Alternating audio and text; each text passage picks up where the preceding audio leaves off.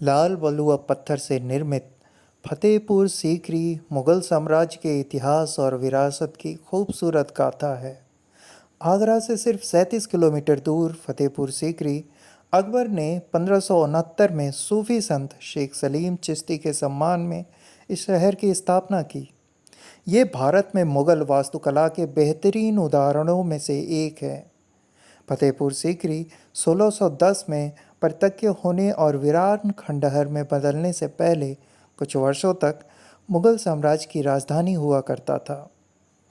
फतेहपुर सीकरी में देखने के लिए कई जगहें हैं जो आपको सुंदरता और विविधता से आश्चर्यचकित कर देंगी। वर्ष 1986 में भारत में यूनेस्को की विश्व धरोहर स्थल के रूप में घोषित हुआ। फतेहपुर सीकरी अपने भव्य स्मारकों के साथ आज भी अपने गौरव के दिनों की दास्तां बयां करता है। हालांकि शहर में कई स्मारक हैं, लेकिन एक को दूसरों से बेहतर कहना स्मारकों के विरासत के साथ अन्याय होगा। मुगल वास्तुकला की एक प्रदर्शनी, बुलंद दरवाज़ा, जामा मस्जिद, पंच महल, जोधाबाई पैलेस, दीवाने खास, दीवाने आम जैसे स्मारक फतेहपुर सीकरी में दर्शनीय स्थल हैं। सूर्यास्त के समय फतेहपुर सीकरी जादुई और शानदार दिखता है। यह निश्चित रूप से उत्तर प्रदेश में घूमने के लिए सबसे अच्छी जगहों में से एक है। और अगर आप भव्य ताजमहल देखने आगरा जा रहे हैं तो आप इस खूबसूरत शहर फतेहपुर सीकरी को देखने जरूर आएं और ऐतिहासिक सुंदरता में डूब जाएं। मैं कुछ व्यक्तिगत टिप्स साझा करूंगा जो आपको कहीं नहीं मिलेंगे। वर्तमान में यूनेस्को द्वारा प्रतिबंधित और देखभाल की जाती है। फतेहपुर सीकरी के दो अलग अलग हिस्सों में बना है मस्जिद और महल परिसर। एक किले दीवार से घिरा हुआ पहला भाग मस्जिद बुलंद दरवाज़ा, जामा मस्जिद और सलीम चिश्ती की दरगाह। दूसरे भाग में महल परिसर में कई महल, पार्क और इमारतें, जहां मुगल बादशाह अकबर अपनी पत्नी जोधा के साथ रहते थे। आगंतुकों को महल परिसर के लिए टिकट की आवश्यकता होती है, लेकिन मस्जिद के लिए नहीं। बुलंद दरवाज़ा फतेहपुर सीकरी में घूमने के लिए लोकप्रिय जगह बुलंद दरवाज़ा है।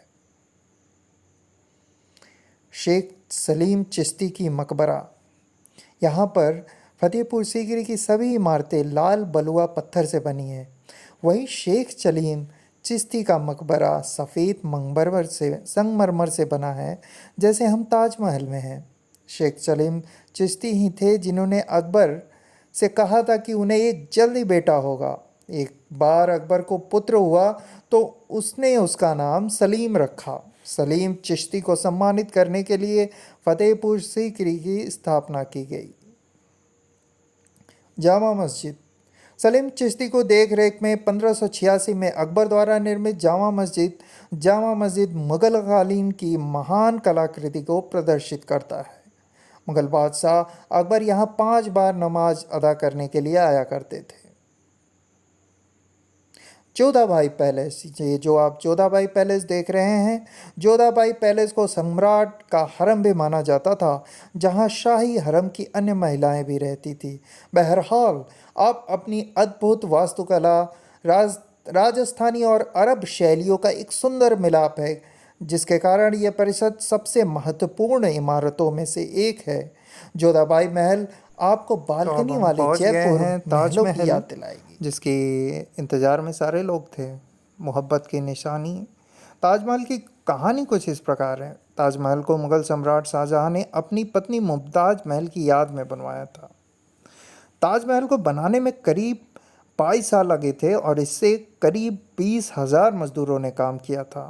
ताजमहल को उस समय के अद्वितीय मुगल वास्तुकला का उदाहरण माना जाता था और आज ताजमहल दुनिया के 7 आश्चर्यों में से एक है।